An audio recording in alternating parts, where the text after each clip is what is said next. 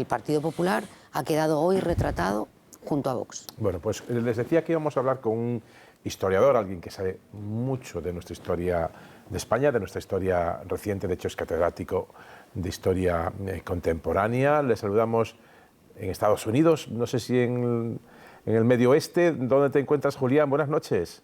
Buenas noches, estoy en la University of Michigan, en una ciudad que se llama Ann Arbor, en el estado de Michigan. Pues nos llega mejor que si estuvieras aquí en Alcorcón. Qué bien, me alegro muchísimo. Nos llega muy bien, estos milagros de la técnica. Vamos con este asunto. En la moción de censura, lo habrá escuchado, y seguro que lo sabe, y si no, pues se lo cuento yo.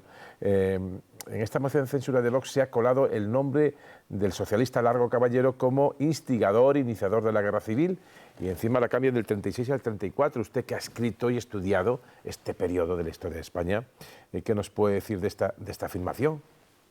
Bueno, desde hace tiempo ya hay una operación política, mediática, de convertir a ilustres víctimas de la represión franquista en verdugos, ¿no? Y Largo Caballero sería el paradigma, porque pertenece a un partido que está hoy en el gobierno, que es el Partido Socialista.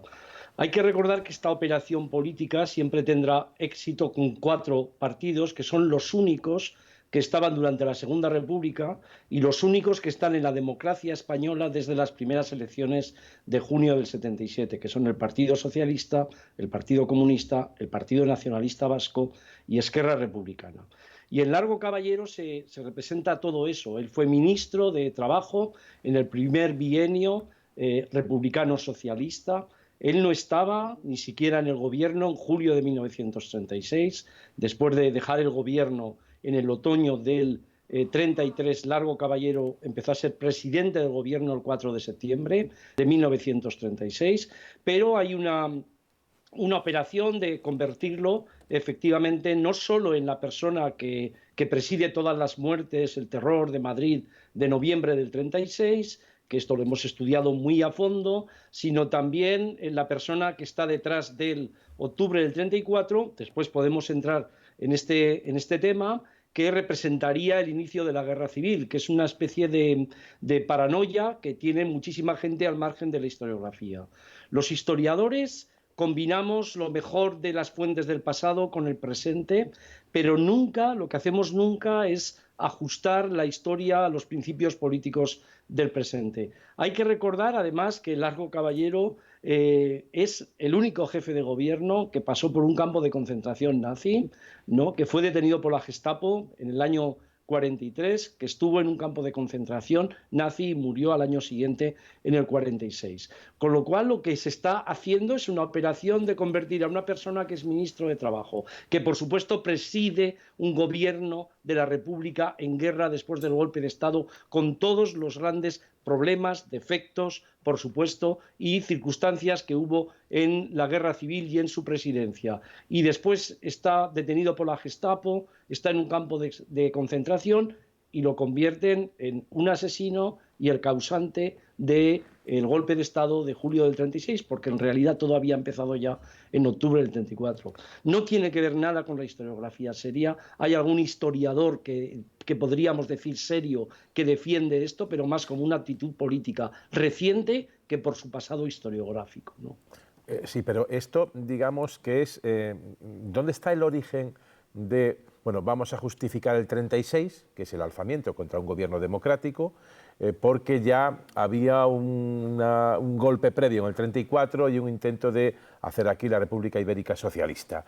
El origen histórico de dónde surge esto, porque esto es relativamente reciente en cuanto a una tesis que la derecha, digamos, ha adoptado, pero no es de ahora, la tesis original no es de ahora. No. Vamos a ver, aquí hay una cosa que debe quedar clara como personas interesadas en la historia y cuando ven lo que decimos y oyen o leen lo que decimos los historiadores. Desde octubre del 34 hasta julio del 36 en España pasaron muchas cosas y hubo muchas opciones, algunas salieron y otras no. Por ejemplo, pudo ser presidente del gobierno en diciembre del 35, después del escándalo del extraperlo, Gil Robles, y Alcalá Zamora lo bloqueó porque pensaba que no creía en la República, como efectivamente era en la realidad. pudo haber evidentemente un gobierno republicano socialista después del triunfo del Frente Popular. Solo hubo un gobierno republicano. Y en realidad lo que hay es en julio del 36 un golpe de Estado que abre una guerra civil. La percepción de los contemporáneos de que octubre del 34 es el principio de una guerra no la tiene nadie, es falso. Es una creación posterior en retrospectiva. La gente en el 35, la derecha en el 35, con Gil Robles a la cabeza, lo que quiere es ocupar el gobierno. En el 36 lo que quiere es ganar las elecciones. Cuando pierden las elecciones, Franco sondea la posibilidad de un golpe de Estado por primera vez en su vida, ¿no? Y cree que todavía no es el momento. Todo eso es lo que está ocurriendo, pero no esta percepción que octubre del 36 inauguró la guerra civil. Esto es una creación política que tenía evidentemente legitimación por parte de los vencedores de la guerra, que no fue recuperada nunca seriamente en los primeros momentos de la transición y de la democracia. Ningún hispanista en aquel momento defiende esto, y a partir de las leyes de memoria, de la primera ley de memoria histórica de Zapatero, empieza una revisión de todo eso, por la cual vuelvo a la pregunta anterior. De lo que se trata es de deslegitimar históricamente a un partido que gobierna en la actualidad democráticamente y que ya gobernó democráticamente en 31 y en el 36. En el 33, por supuesto, no gobernó desde ese punto de vista democráticamente en el 36, porque un golpe de Estado abrió una guerra civil. Este es el trasfondo de todo eso. Pero es que la gente que quiera leer historia, la gente que quiera aprender historia, lo tiene muy claro en muchísimos libros. Esta operación política que se ha llevado al Parlamento de nuevo